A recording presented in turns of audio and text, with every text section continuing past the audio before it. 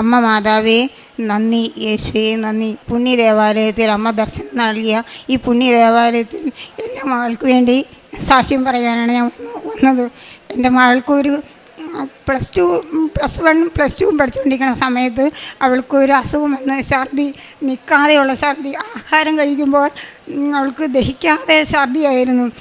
ഞാനിങ്ങനെ ഓരോ ആശുപത്രി വഴിയും കൊണ്ടുപോകുമ്പം ഗുളിക തന്ന് വീട്ടിലേക്ക് വിടും. അപ്പം ഞാൻ അമ്മയോട് പറഞ്ഞു, എൻ്റെ കുഞ്ഞിന് പരീക്ഷ എഴുതണം, അവൾ പരീക്ഷ എഴുതാതെ സാധിക്കുകയില്ല, അതുകൊണ്ട് അമ്മ മാതാവ് ഈ ഛർദി ഒന്ന് മാറ്റി കൊടുക്കണേ എന്ന് ഞാൻ പ്രാർത്ഥിച്ചു. മാറ്റി കൊടുക്കുമ്പം ഞാൻ വന്ന് അമ്മ കൃപാസനത്തിൽ വന്ന് ഉടമ്പടി എടുത്ത് ഞാൻ സാക്ഷ്യം പറഞ്ഞോളാമെന്ന് ഞാൻ പറഞ്ഞു. ആ സമയം കൊണ്ട് ഇവൾ +2 പരീക്ഷ ആനുവൽ എക്സാം എഴുതാൻ പോകുന്ന സമയത്ത് ഇവൾ ഛർദി കഴിഞ്ഞാണ് തലേദിവസം രാത്രി ഛർദി കഴിഞ്ഞാണ് ഇവർ എക്സാം എഴുതാൻ പോകുന്നത്.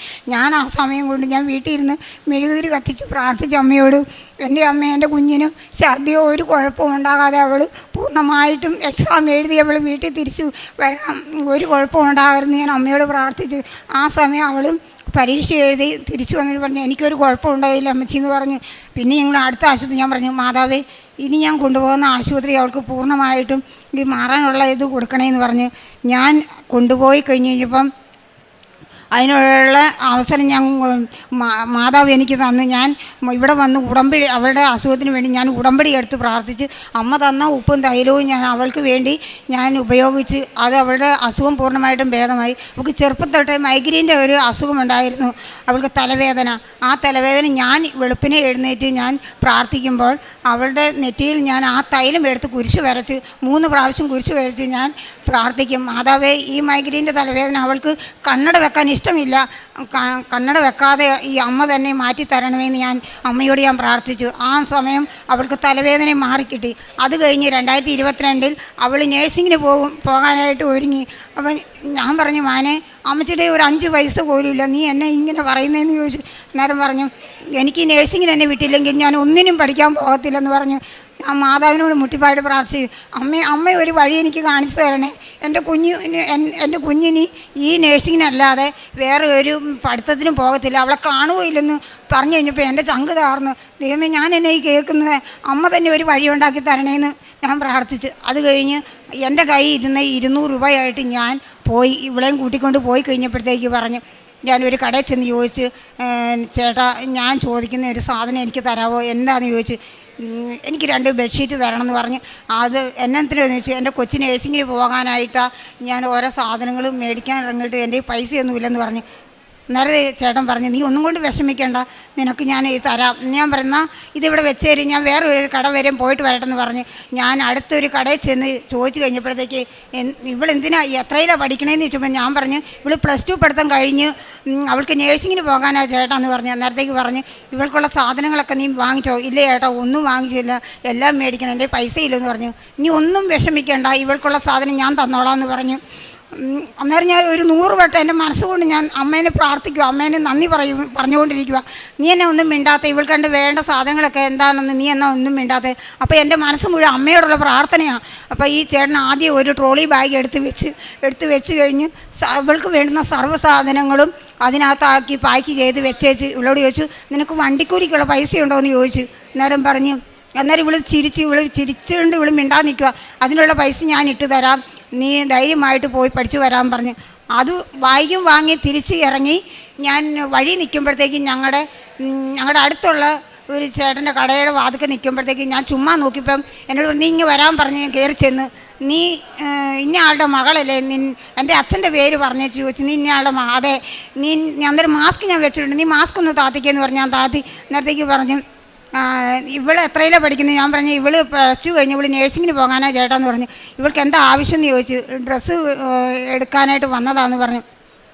നീ പൈസ ഒന്നും തരണ്ട, നിനക്കുള്ള ആവശ്യമുള്ള ഡ്രസ്സ് നീ എടുത്തോളാൻ പറഞ്ഞ്. അവിടുന്ന് ആവശ്യമുള്ള ഡ്രസ്സുകളൊക്കെ എടുത്ത് ഞങ്ങൾ പെട്ടിയായിട്ടും ഞങ്ങൾ വീട്ടിൽ പോകാനായിട്ട് ഞങ്ങൾ ഒരു ഓട്ടോ വിളിച്ച് ഞങ്ങൾ കയറി വീടിൻ്റെ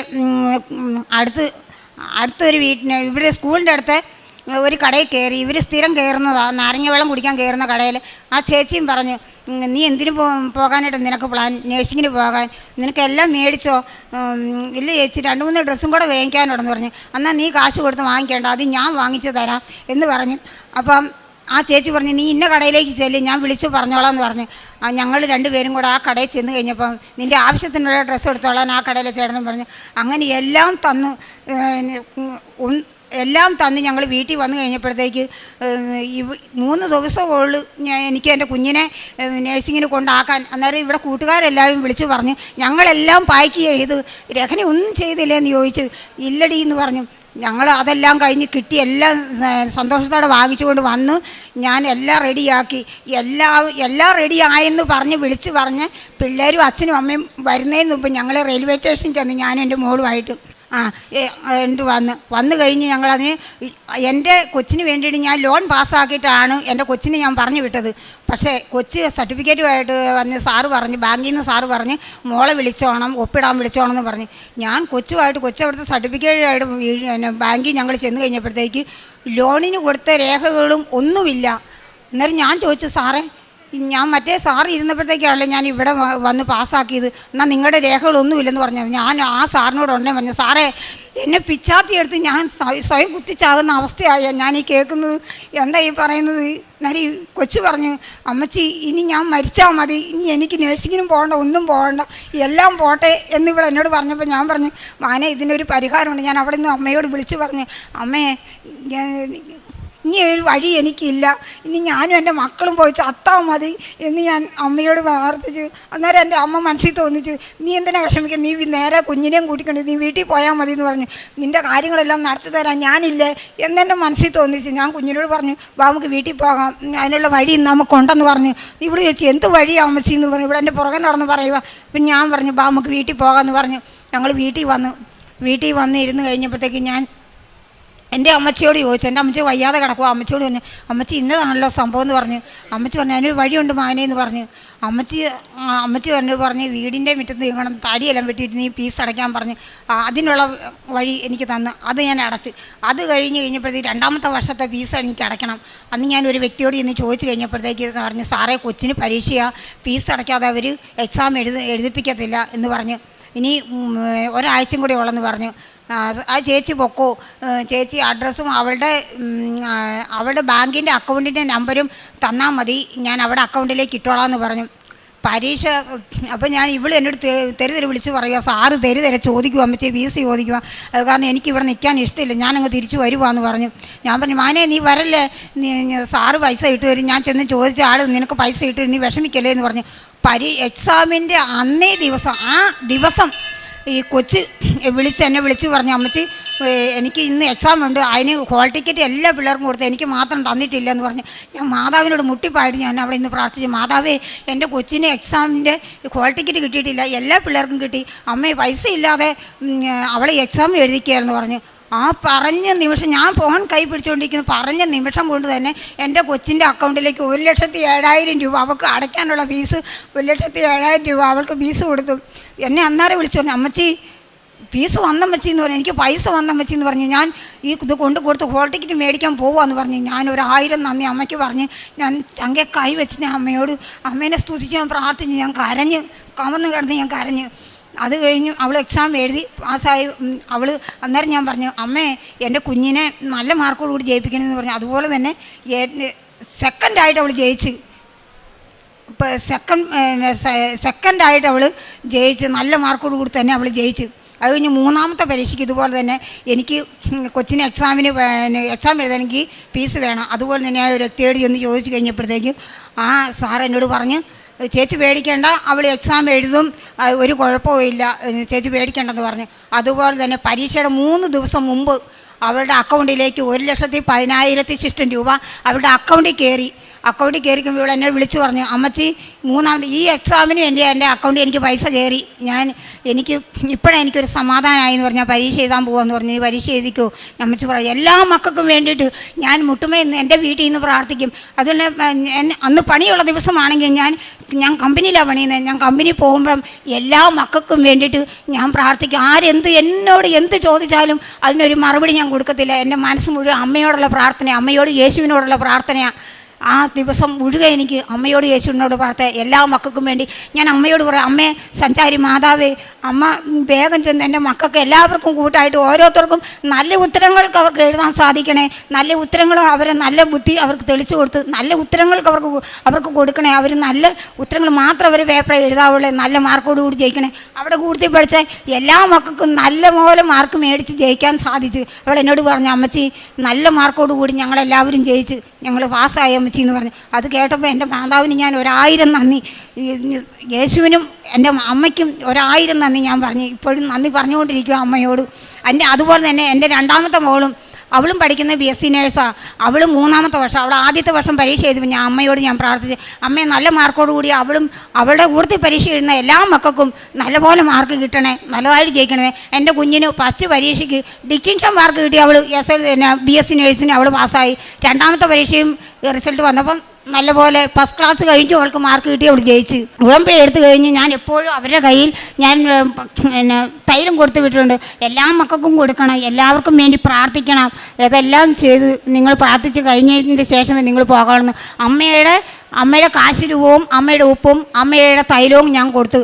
അത് കൈ പിടിച്ചുകൊണ്ടാണ് അവർ എക്സാമിന് പോകുന്നത്. ആ എക്സാമിൽ അവർ ഒരിക്കലും പിന്നോക്കം നിൽക്കുകയായിരുന്നു. എനിക്ക് നല്ല ഉറപ്പുണ്ട്, എനിക്ക് അമ്മയോട് നല്ല വിശ്വാസമുണ്ട്, എനിക്ക് നല്ല ഉറപ്പുമുണ്ട് അവർ ജയിക്കുന്നു.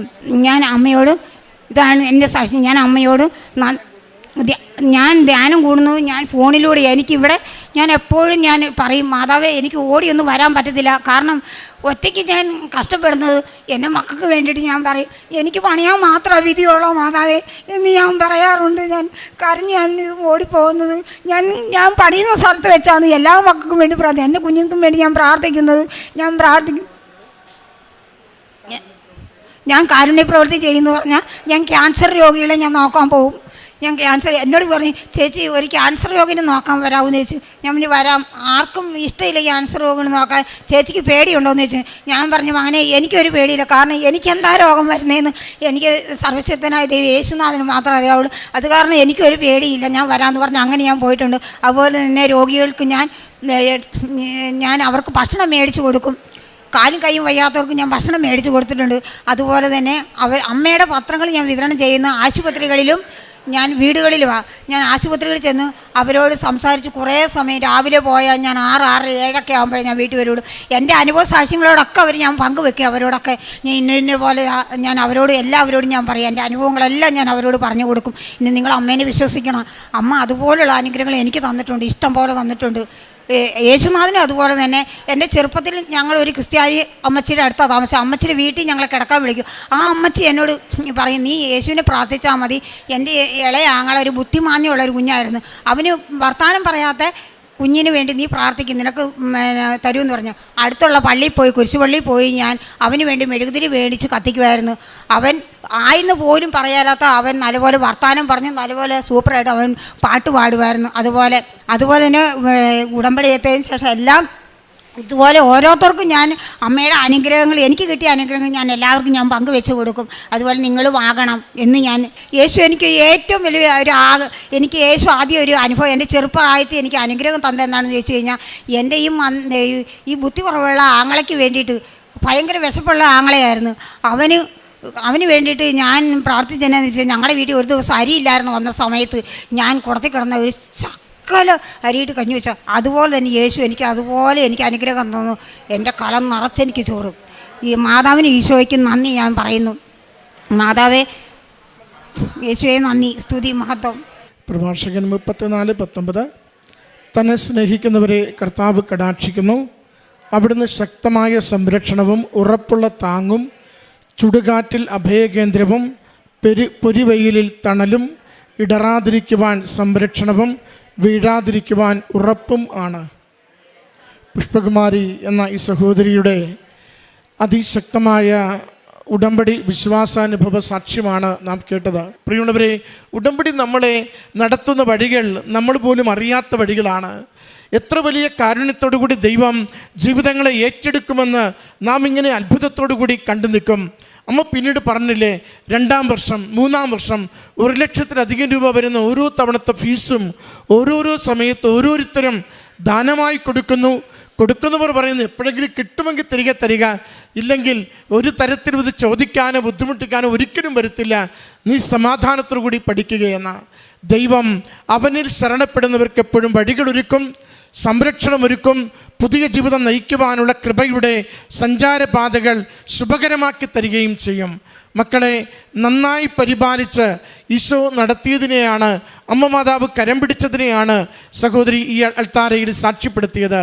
അമ്മ പറയുന്നില്ലേ, മക്കളുടെ പരീക്ഷയാണെന്നറിയുമ്പോൾ എൻ്റെ മകൾക്ക് വേണ്ടിയല്ല, എഴുതുന്ന എല്ലാ മക്കൾക്കും വേണ്ടിയും ഞാൻ എവിടെയാണെങ്കിലും ബാക്കിയുള്ളവർ എന്ത് സംസാരത്തിന് വന്നാലും മറുപടി ഒരു വാക്കുപോലും പറയാതെ ഞാൻ കൃപാസന മാതാവിനോട് പ്രാർത്ഥിച്ചു കൊണ്ടിരിക്കും. അതൊരു വിശ്വാസമാണ്. എന്തൊക്കെ കുറവുണ്ടെങ്കിലും കുറവുകൾ പരിഹരിച്ചുകൊണ്ട് അമ്മ മാതാവ് ആ എഴുതുന്ന മക്കളുടെ പരീക്ഷകളെ വിജയിപ്പിച്ചു കൊടുത്ത് അമ്മയുടെ പ്രത്യക്ഷീകരണത്തിന് സാക്ഷികളാകുവാൻ, അമ്മ നൽകുന്ന ഔദാര്യത്തിന് കാലത്തെ അതിജീവിച്ച് നിലനിർത്തുവാൻ അമ്മ സഹായിക്കുമെന്ന്. ഈ മകൾ ഇന്ന് നഴ്സിംഗ് പഠനം പൂർത്തീകരിച്ച് മറ്റൊരു മകൾ നഴ്സിംഗ് പഠനം 2ാമത്തെ വർഷം എത്തിച്ചേർന്ന് ഈ അൾത്താരയിൽ സന്തോഷത്തോടെ കരംകുപ്പി നിൽക്കുമ്പോൾ അമ്മ മാതാവിനോട് പറയുവാൻ നന്ദി മാത്രമേ ഉള്ളൂ. ലോണൊന്നും എടുക്കാതെ അമ്മ മാതാവ് ഒരുക്കിയ വഴികളിലൂടെ, അമ്മ മാതാവ് അറിഞ്ഞു സ്നേഹിച്ച മനുഷ്യരുടെ കാരുണ്യ പ്രവൃത്തിയിലൂടെ ഒരു മകളെ പഠിപ്പിച്ചെടുക്കുവാൻ ഈ നാളുകളിൽ ഉടമ്പടി ജീവിതത്തിലൂടെ അമ്മയെ സഹായിച്ചുവെന്നതാണ് ഈ സാക്ഷ്യത്തിൻ്റെ പ്രത്യേകത. വിശ്വസിച്ച് പ്രാർത്ഥിച്ചാൽ ദൈവമഹത്വം ദർശിക്കുമെന്ന് വചനത്തിൽ നാം വായിക്കുന്നുണ്ട്. വിശ്വസിച്ച് ശരണപ്പെട്ട ദൈവസന്നിധിയിൽ ചോദിച്ചാൽ അവിടുന്ന് കരം തുറന്ന് മനം തുറന്ന് ജീവിതത്തെ അനുഗ്രഹിക്കും വിധം കൂടെ നിൽക്കുമെന്ന് ഈ കുടുംബം ഈ അൾത്താരയിൽ സാക്ഷ്യപ്പെടുത്തുകയാണ്. ഈ അമ്മയ്ക്കും മകൾക്കും കുടുംബത്തിന് ലഭിച്ച എല്ലാ അനുഗ്രഹങ്ങൾക്കും അമ്മ മാതാവിനും തിരുക്കുമാരനും നന്ദി പറഞ്ഞുകൊണ്ട് കരങ്ങളടിച്ച് ഈ സാക്ഷ്യം നമുക്ക്